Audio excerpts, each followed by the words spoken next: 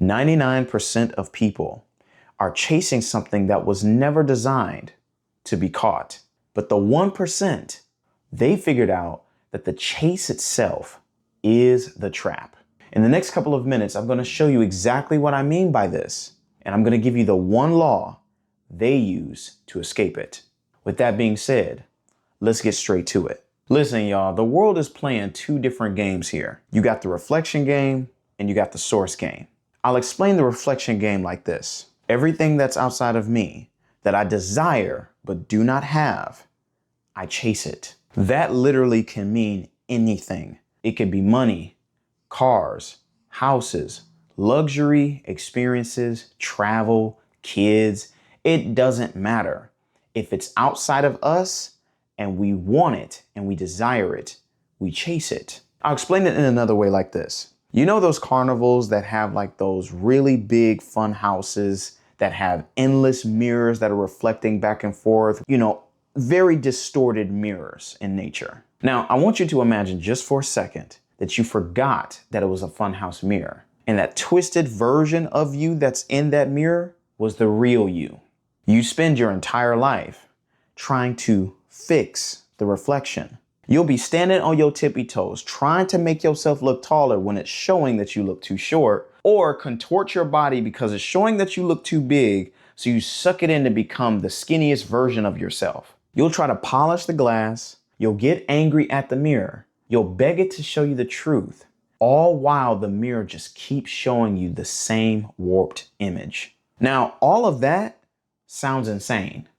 Why? Because you are not the reflection. You are the source. The reflection was never the problem. The mirror, which is your external circumstances, your limiting beliefs, your expectations of others, was all designed to show you a distorted image. The only truth in that entire room is the person standing in front of the glass. Therefore, the only way to win is to turn away from the funhouse mirrors and to look inward. A reflection only bounces back light. Therefore, it can't create it. Listen, you could stack $1 billion on the outside, but if you feel empty on the inside, the reflection will show you someone who is not enough. To understanding this 1% law, much of which people like Warren Buffett and Neville Goddard, two completely different people utilizing the same law, which is cause and effect. We do not focus on the effects. We focus only on the cause because that's what generates the effects. In other words, you cannot hope to bear any fruit if you do not understand its roots. When you focus on the effects, you are making a declaration of lack. Every single time that you chase something external, you are screaming into your subconscious, I do not have this. The act of chasing is your declaration of lack. Therefore, it is what keeps you poor. Now, with all of that being said, I'm going to give you 3 practical questions to shift you from reflection to source. Number 1, am I chasing this because I want it or because I think it'll prove something? 2, if no one ever knew that I achieved this, would I still want it? 3, what would I do today if I already believed I was enough? When you operate from a place of enough, you stop grasping. But the crazy part is, when you stop chasing, you start attracting. You become someone who doesn't need external things to be whole. Therefore, that source energy becomes magnetic. Listen, the same exact thing that happens to you happens to me.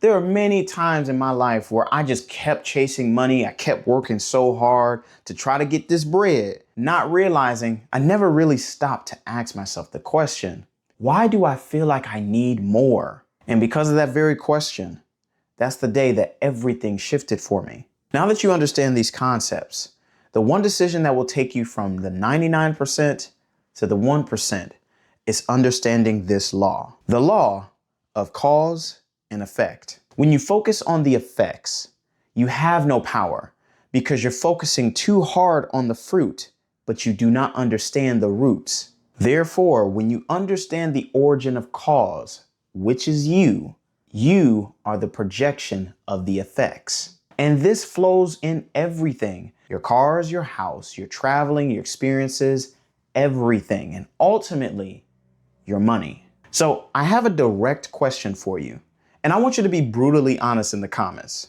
What is the single biggest funhouse mirror in your life right now? You know, the one distorted reflection that you just can't stop staring at. Are you trying to fix it? Is it your bank account, a relationship, a friendship, a house, a job title? Let me know below. I would love to see it. And maybe you don't want to explain any of that. If you understand these concepts and the one law that the higher echelon of people use, type source down in the comments. Let me know you know what's up. Now, just knowing what the mirror is step one. That is awareness. But the real work, the work of actually turning away from it and reprogramming the source so the reflection has no choice but to change, that is a true step-by-step tactical process. That is exactly why I wrote the manual. Look, I didn't want to just give the philosophy. I needed to give the how. My book, which is called Added Unto You, is the user manual. It is the playbook for changing the source. It's under 20 bucks on Amazon as of right now. The link will be in the description below. Listen, you are the source. Stop chasing your shadow. Stop running around chasing your tail and understand that you are enough. I love you and I pray that you have an absolutely amazing day. And with that being said, I'll see you guys in the next one.